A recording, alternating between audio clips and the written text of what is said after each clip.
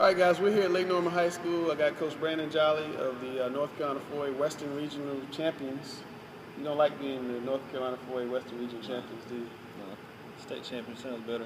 Yeah. State runner-up sort of hurts still. Yeah.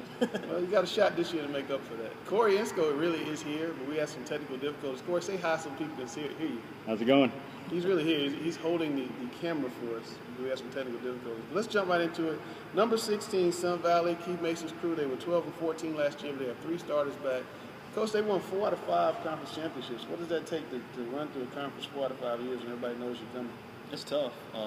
They're in a league like us, 3A, 4A. So there's some really good teams on the 3A side and in the 4A side in there. So it's hard to do a year in and year out. When everybody knows you're the exactly. big dog. Yeah. Number 15, Charlotte Latin, 18-8. They have 3 starters back. Jay Billis' son Anthony is a 6'2" guard on that team. They got a 6'7" Parker Julian. They have a really good team, and I think they're gonna win 20 games this year. In fact, I think this is gonna be the year when the CISAA comes back, which leads us to 14, which is Charlotte Christian. Trey Fields, the late Bobby Fields' son, is a wonderful player, 6'3", going to play in the Ivy League next year. He leads a team that's going to have a lot of experience and a lot of anger, I think, from the last couple of years not doing as well as they should have done. I think this is the year that Christian comes back. At number 13, we have Barry, which is always really athletic. They're going to challenge Audrey Kell in the Olympic, I think, for the championship in the Southern MEC 4A. And that leads us to number 12, Concord. You might think Concord maybe shouldn't be here because they lost, one of the all-time leading scorer, and they lost Tashawn Alexander, who's one of the very best sophomores in North Carolina. Tashawn is going to Northside Christian. But Concord's reloaded. They got a lot of athletes. They got a 6'6" freshman. I'm telling you guys, Leaky Black, coached against him in AAU for a lot of years, caused me a lot of headaches. He's going to be a really great player. And sometimes tradition helps win big games. Tradition helps win games, doesn't it? Yeah, I mean, they've got, it started with Bo Brickles there, and then to Scott Brewer, now with George Walker. Yeah. I mean, the traditions continued. They did lose Connor to William and Mary and Tyshawn to Northside, but they'll reload and be back where Concord always is. Yeah, and then number 11, Olympic. Now, last year, C.J. Jackson was on the team, and you know about C.J. Jackson. He was shooting before he got to the gym, and he can really score the basketball. Well, now his dad is the coach of the team over there, Cleveland Jackson. Yeah, they're going to be really, really good again. They still have Malik back. They did lose C.J. I think they did get some guys in from some other schools. Yeah, they got 2 kids from West Meck, Jaquan Bagwell and Malik Brevard, 6'7", 6'4", and they got Malik Constantine, who you referenced. So that's a very big high school basketball team. Not as big as his team. You guys are going to hear his team's like ridiculous. But that's a very big high school basketball team. Number 10, have you seen LeVar Batts play? I have seen him. He's really, really good.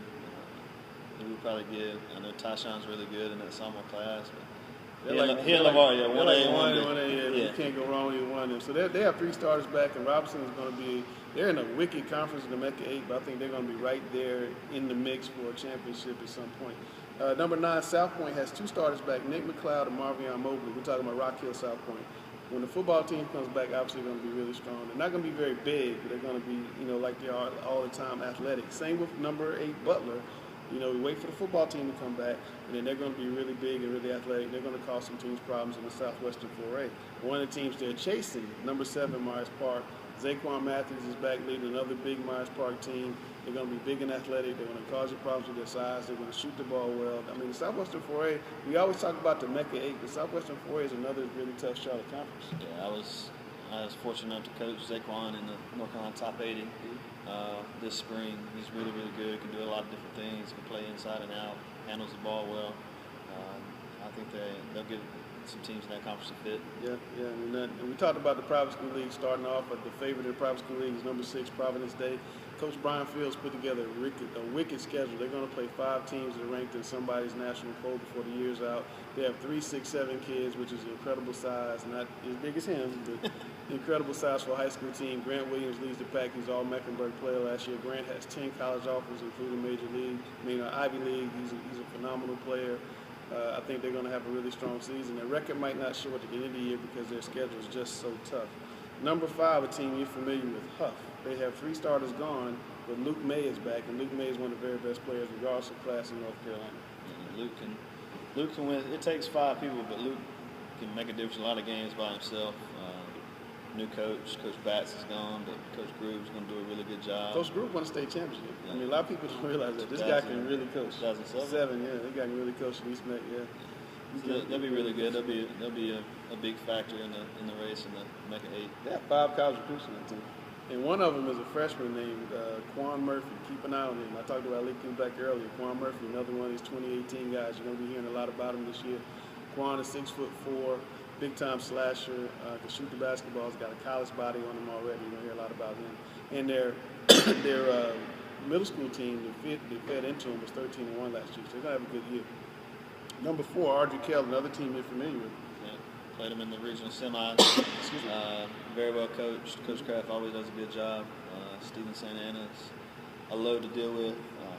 You get sick of him running around on that little floppy set? I got to see him a little bit more this year because he played with my guys with the Pro Skills team. So, and I think they've got 3 starters back. Yeah. They lost Cooper to Northside, which is gonna hurt them a little bit, but they were really, really good and really deep last year. Number 3, North Mech, another team you're familiar with. Dwayne Lewis always lowballs. Yeah, he's a sandbagger. I love you, Dwayne. Got me coughing. So Dwayne, you always tell me every year, I'm not that good, Langston. Don't rate me high in the Sweet 16. But guess what? You're number 3, dude. Yeah. Because you're always good. And C.J. Bryce is one of the best players around. Going to UNC Wilmington. Campus is so pretty. I don't know if I'd ever go to class if I was going to school down there. They've got 3 Division I guys, in my opinion, with Taj and with McManus.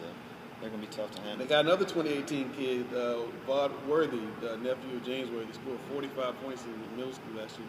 Number 2, West Charlotte. Barrington's reloaded again. He's got Barrington Terry, West Charlotte. Yeah, he's got a lot of people back from last year's team that made it to the regionals with us, lost to Page in the regional semis, but with Simeon, Carter, and they've got 3 top 50 seniors. Yeah, Isaiah Blackman. Yeah, they're going to be a tough out. And what do you do when you're getting ready to play a team like that that's going to put so much pressure on you? Just with so many athletes. A lot of times it's hard to simulate in practice. We do a lot of disadvantage stuff. We play 5-on-6, 5-on-7, 5-on-8. Just try to add some extra pressure and some extra traps out on the floor. Number 1, there's a reason why we're here at Lake Norman. Number 1, and you guys, 28-2 last year, lost in the state championship game. You got 3 starters back. You got Hunter Seacat, 6'10", Keyshawn Pritchard, 6'6". He said he grew a little bit. Davis Scott, who can really shoot the ball. And then you add a 6'10", 240-pound center. Why wasn't Riley Jones playing with you last year? Well, we had Hunter, who's had 16, 17 Division I offers going to William & Mary. We had Riley's brother, Parker, who was a senior last year. That was also 6'9", 6'10". So we didn't want Riley just sort of wasting away over on the bench. We wanted him playing. How many of you high school coaches? I got a 6'10" guy, but I just want him to play a little bit, so I'm going to let him stay over here. That's a good problem. Well, yeah, the way that we play 4-round-1. We play 4 guards around a big man. So Riley would have been our 3rd big man. So we wanted him to get reps because we knew we were going to rely on him a lot this year. So we kept him on JV and then brought him up for the playoff run. He's had a great summer. Played with Team Charlotte. Played really well. You started out by saying you got a bad taste in your mouth from the state championship game last year. Is this all about getting back to make it feel better? Yeah, I mean, that's our ultimate goal. I think we have a great chance to get back, but again, there's a lot of good teams there, a lot of teams that we're going to play on our schedule, a lot of teams that we may face later on. So it's going to be tough, but we're working our tails off to try to do it. All right, that's the story of the season. See if they can get back. We'll catch you guys with our regular basketball videos in November.